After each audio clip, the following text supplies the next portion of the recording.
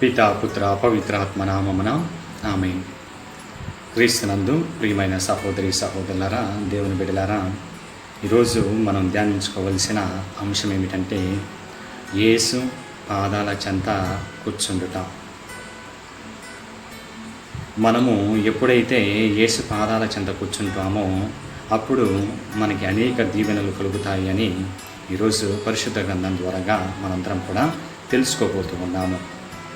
ప్రియమైన సహోదరి సహోదరులారా, మనం కనుక పరిశుద్ధ గ్రంథాన్ని గమనించినట్లయితే లూకాసు వార్త 10వ అధ్యాయము 38వ వచనం నుండి 42వ వచనం వరకు గమనించినట్లయితే యేసు ప్రభు ఒకానొక సందర్భంలో మార్తా మరియమ్మ యొక్క గృహాన్ని సందర్శిస్తూ ఉంటాడు. ఆ సందర్భంలో ఆ యొక్క మార్తా అనేక పనులతో సతమతమవుతూ ఉంటే మరియమ్మ మాత్రము యేసు పాదాల చెంత కూర్చోవటము మనం చూస్తూ ఉంటాము. ప్రియమైన సహోదరి సహోదరులారా, మనం కూడా మరియమ్మ వలె యేసు పాదాల చెంత కూర్చున్నప్పుడు మనకి 4 రకాల దీవెనలు కలుగుతూ ఉంటాయి, లేకపోతే 4 రకాలైన లాభాలు మనకి కలుగుతూ ఉంటాయి. ప్రియమైన సహోదరి సహోదరులారా, ఆ యొక్క 4 దీవెనలను లేకపోతే ఆ యొక్క 4 లాభాలను ఒకసారి మనందరం కూడా ధ్యానించుకుందాం. మొట్టమొదటిగా మనము యేసు పాదాల చెంత కూర్చున్నప్పుడు మనకి కలిగే లాభం ఏమిటంటే మన జీవితంలో మనకి ఎదురయ్యే కష్టాలు, బాధలు, సమస్యలు అన్నీ కూడా కనుమరుగైపోతూ ఉంటాయి. There is a saying in English, every question there is an answer, every problem there is a solution at the feet of Jesus. ప్రతి ప్రశ్నకు సమాధానము, ప్రతి సమస్యకు పరిష్కారము యేసు పాదాల చెంత ఉంటూ ఉన్నది. మత్తయి సువార్త 11వ అధ్యాయం 28వ వచనంలో కూడా మనం గమనించినట్లయితే భారంచే అలసి సొలసి ఉన్న సమస్త జనులారా నా యొద్దకు రండు, నేను మీకు విశ్రాంతినిస్తాను అని ప్రభు పలుకుతూ ఉన్నాడు. మన యొక్క దైనందిక జీవితంలో అనేక కష్టాలు, అనేక బాధలు, అనేక సమస్యలతో మనందరం కూడా బాధపడుతూ ఉంటాం, దుఃఖపడుతూ ఉంటాం. కానీ ఎప్పుడైతే మనము ఆయన యొక్క పాదాల చెంతకు వెళ్తూ ఉంటామో, ఆయన యొక్క సన్నిధికి వెళ్తూ ఉంటామో, దేవుడు వాటన్నిటి నుండి మనకి విముక్తిని ప్రసాదిస్తూ ఉంటాడు. ఇది మొట్టమొదట సత్యం మనం తెలుసుకోవాల్సినది. కానీ మనకి ఆయన యొక్క పాదాల చెంత కూర్చోవడానికి సమయం ఉండదు. టీవీల దగ్గర గంటల తరబడి కూర్చోవడానికి సమయం ఉంటుంది, సినిమాలు చూడటానికి గంటల తరబడి సమయం ఉంటుంది, అన్నిటికీ మనకు సమయం ఉంటుంది. కానీ ఆయన యొక్క పాదాల చెంత కూర్చోవడానికి సమయం ఉండదు. ఇది మనందరం కూడా చేస్తున్న తప్పు. కాబట్టి మొట్టమొదటిగా మనకి గనక మన యొక్క జీవితంలో ఎదురయ్యే కష్టాలు, బాధలు, సమస్యలన్నీ కూడా మన నుంచి కనుమరుగైపోవాలి అంటే మనము ఆయన యొక్క పాదాల చెంతకి వెళ్తూ ఉండాలి. 2, మనము ఆయన యొక్క పాదాల చెంతకి వెళ్ళినప్పుడు మన యొక్క ఆత్మ అనేది ఆయన యొక్క శక్తితో, ఆయన యొక్క కృపతో నింపబడుతూ ఉంటుంది. యేసు ప్రభు ఆ యొక్క మార్తా మరియమ్మల ఇంటికి వెళ్ళినప్పుడు మార్తా యేసు ప్రభుకి భోజనాన్ని సిద్ధం చేస్తూ ఉంటుంది. మన యొక్క జీవితంలో కావచ్చు, లేకపోతే సమాజంలో మనం గమనించినట్లయితే, లేకపోతే మన కుటుంబాల్లో గమనించినట్లయితే ప్రతి ఒక్కరు కూడా 3 పూట్ల భోజనం తీసుకుంటారు. ఎందుకు? మన యొక్క శరీరానికి శక్తి రావడం కోసం. అదేవిధంగా మనము యేసు ప్రభు యొక్క పాదాల చెంతకి వెళ్ళినప్పుడు ఆయన మన యొక్క ఆత్మను తన శక్తితో, తన యొక్క కృపతో నింపుతాడు. ఇది మనం తెలుసుకోవాల్సిన సత్యం. అది మన యొక్క ఆధ్యాత్మిక జీవితానికి ఎంతగానో ఉపయోగపడుతూ ఉంటుంది.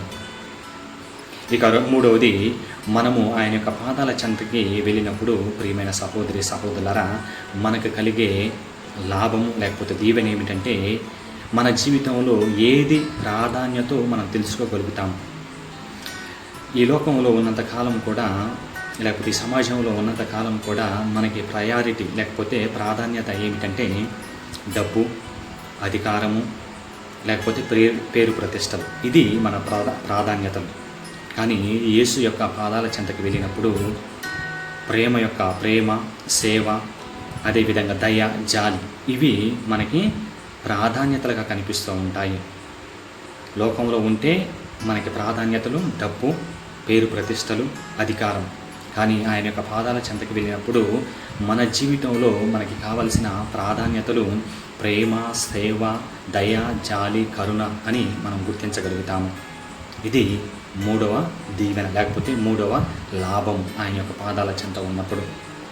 ఇక చివరిది నాలుగవది, మనము ఆయన యొక్క పాదాల చెంత కూర్చున్నప్పుడు, లేకపోతే ఆయన యొక్క పాదాల చెంతకు వెళ్ళినప్పుడు మనలను మనము కనుగొంటాము. ఈ లోకంలో ఉన్నంత వరకు మనము ఈ లోకంలో కనుమరుగైపోతూ ఉంటాం. మనం ఏం చేస్తూ ఉంటామో మనకు తెలియదు, ఏ వైపు వెళ్తుంటామో మనకు తెలియదు, ఎలాంటి జీవితం జీవిస్తుంటామో మనకు తెలియదు. కానీ మనము గనక ఆయన యొక్క పాదాల చెంతకి వెళ్ళినప్పుడు, ఆయన యొక్క పాదాల చెంత కూర్చున్నప్పుడు మనల్ని మనం కనుగొంటాము. మనం ఎలా జీవిస్తూ ఉన్నామో, మన యొక్క ప్రవర్తన ఏ విధంగా ఉన్నది, మన యొక్క నడత, నడవడిక, ప్రవర్తన ఏ విధంగా ఉన్నదో మనము గుర్తించగలుగుతూ ఉంటాము. మనల్ని మనము కనుగొంటాము ఎప్పుడు? మనము ఆయన యొక్క పాదాల చెంతకు వెళ్ళినప్పుడు, లేకపోతే ఆయన యొక్క పాదాల చెంత కూర్చున్నప్పుడు. ప్రియమైన సహోదరి సహోదరులారా, కాబట్టి మనందరం కూడా ఈరోజు ధ్యానించుకోవాల్సింది ఏంటంటే, నేను ఆయన యొక్క పాదాల చెంత కూర్చొని ఆయన యొక్క మాటలను ఆలకిస్తూ ఉన్నానా? మనం ఎప్పుడైతే ఆయన యొక్క పాదాల చెంతకు వెళ్ళి ఆయన మాటలను వింటూ ఉంటామో, ఆయనతో మాట్లాడుతూ ఉంటామో, అప్పుడు మనకి 4 దీవెనలు కలుగుతూ ఉంటాయి. కాబట్టి 4 దీవెనలు మరొకసారి జ్ఞాపకం చేసుకుందాం. మనం ఆయన యొక్క పాదాల చెంతకు వెళ్ళినప్పుడు మొట్టమొదటిగా దేవుడు మన యొక్క బాధలు, కష్టాలు, సమస్యలు అన్నీ కూడా తీసివేస్తూ ఉంటాడు. అవన్నీ కూడా మన నుంచి దూరంగా వెళ్ళిపోతూ ఉంటాయి, కనుమరుగైపోతూ ఉంటాయి. అది మొదటిది. రెండవది, మనం ఆయన యొక్క పాదాల చెంత కూర్చున్నప్పుడు మన యొక్క ఆత్మకు కావాల్సిన శక్తిని, ఆ యొక్క కృపను దేవుడు ప్రసాదిస్తూ ఉంటాడు. మూడవది, మనం ఆయన యొక్క పాదాల చెంతకి వెళ్ళినప్పుడు మన యొక్క జీవితంలో, మన యొక్క దైనందిక జీవితంలో, మన యొక్క క్రైస్తవ జీవితంలో, మన యొక్క ఆధ్యాత్మిక జీవితంలో ఏది ప్రాధాన్యత మనం తెలుసుకోగలుగుతూ ఉంటాము. ఇక నాలుగవది, మనము ఆయన యొక్క పాదాల చెంతకు వెళ్ళినప్పుడు ప్రియమైన సహోదరి సహోదరులారా, మనల్ని మనం కనుగొంటాము. మన యొక్క జీవితానికి అర్థం పరమార్థం ఏమిటో తెలుసుకోగలుగుతాము. కాబట్టి మనందరం కూడా రానున్న రోజుల్లో కొంత సమయాన్ని ఆ యొక్క దేవుని యొక్క సన్నిధిలో గడపటానికి, అదేవిధంగా ఆయన యొక్క పాదాల చెంత గడపటానికి, ఆయన యొక్క మాటలను వినటానికి, తద్వారా మనల్ని మనం కనుగొనటానికి మనందరం కూడా ప్రయత్నించుదాం. కాబట్టి ప్రతిరోజు కూడా ఆయన యొక్క పాదాల చెంతకు వెళ్ళి మనందరం కూడా ఆత్మ పరిశీలన చేసుకోవడానికి ప్రయత్నించుదాం. దేవుడు మీ అందరిని దీవించును గాక. పిత, పుత్ర, పవిత్ర ఆత్మ నామమున ఆమేన్.